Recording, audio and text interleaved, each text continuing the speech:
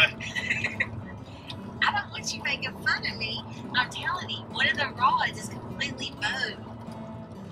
It's bowed. You know that's what they do for a living, right? Is they get bowed up. But not in the wind. In the wind. The spinning rod's facing forward, and the bait casters are facing backwards. And the spinning rods are the softer rods, so the wind on the windsock's bending it down a little bit. A little bit? I'm telling you, you couldn't go through a tunnel right now. Is it sticking up or bowed down? It's kind of at a 45 up and over. I'm just saying. Roll the window down and look back and see if it's good. No. Come on. No, it's raining. I'm not asking you to climb out on the wing of an airplane. No. I'm just asking you to look out the thing and see how the... You're going 70 miles an hour. I'm going 61 miles per hour. Well, it's raining, and so right there on the that GPS. would feel like knives hitting my face. That's why I said look that way. Your hair will protect the back of your No, head. because I straight. I'll tell you what, I got this little...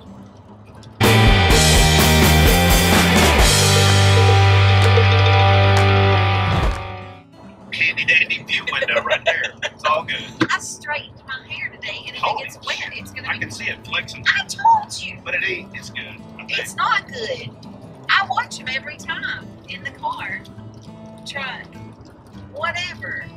That's my job on the trip. It's bowing so much I had to do this, and I still can't see the end of it. Is it the whole rod or Yes. just the tip? Oh my gosh, if it was the tip, I wouldn't be able to see it.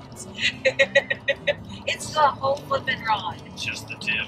It's not just the tip. So, I want to ask you something. You know how you're just taking me fishing 100 days this year, and you only take me fishing 8? And you take other people fishing all the time. So I was watching a video. I have not fished with another single person 8 times though this year.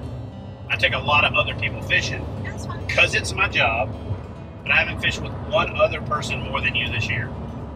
Just so you know. I haven't fished with Ken Whiting, the producer of my show, as many times as I fished with you. You Now, have. no, I have not. You will in just a minute. Okay, because it's my job. Okay, anyway, what I was saying is, so I was watching a video of you fishing with somebody else. You were fishing with Steve, and I love Steve, but I wasn't there fishing. And you showed him this thing called a Jig and twig. jig and twig. And, you know, I know that you just give me just a little bit to work with, and after I master one thing, like we move to the next, I don't understand why you haven't shown me that. Like, it looked like it would work really good. It does work really well. Just see what I did there with the goodwill thing, former teacher. Science. Obviously. So anyway, yeah, it's kind of one of those things that I really use for like uber beginner anglers, or I use it in a pinch. Like when I have to catch fish, I use it when I'm deep water, dead of winter, or deep water summer fishing. Dog days of summer fishing, and I just don't feel like that there's really been a, I don't know, like a scenario of us fishing together where it's lined up, or when it was good, I've been trying to teach you some other, like a little bit more advanced technique.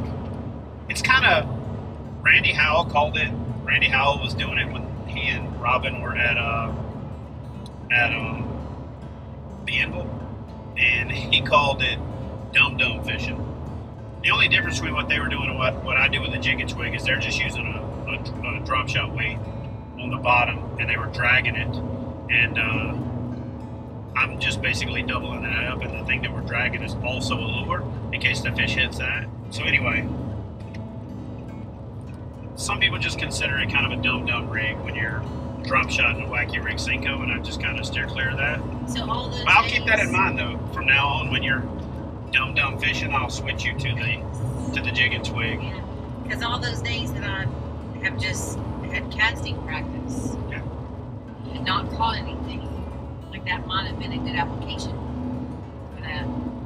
Probably. but you wouldn't have got as good a casting practice. Here's the other thing. It's a little harder to cast it because you're casting two weights, and it kind of has a tendency to want to spin. But we'll rig it up on this fishing trip and see how you do. In fact, I was already prepared for this little question to come up, and I've got the skirted jig right there. Look how sweet that ready is. to go. That you already for know. Miss Thing's little jig and twig. She like watches all the videos and scrutinizes the heck out of them. And sometimes even when I'm editing a video, I'm like, I know she's going to all the way over say something about why I haven't taught her this yet. What are you on for? Because they're slowing down. I drive about 60,000 miles a year around the country for my job, and I have yet to run somebody over from behind. Well, I've sideswiped people that sideswipe me, but I'm just saying. I'm just saying, you get real close to them. Yeah. Well, I got a steel bumper. They don't. Good. I know. So they should be sweating. And that would ruin our captain's meeting tonight. We have a 24-minute buffer. I don't know that dog's gonna work in these videos. By the way, y'all, that's Lulu. Say hey guys. Hey. Now that we're married, I guess that's our dog. I've always been able to say that's her dog. Now it's our dog. So you guys do me a favor, comment below and tell me if I shouldn't dye this dog camo or something just to kind of man it up a bit. It's a girl. I think if we get her a camo harness and dye her camo, bam! Comment below. What color? Or if you think camo is a good idea.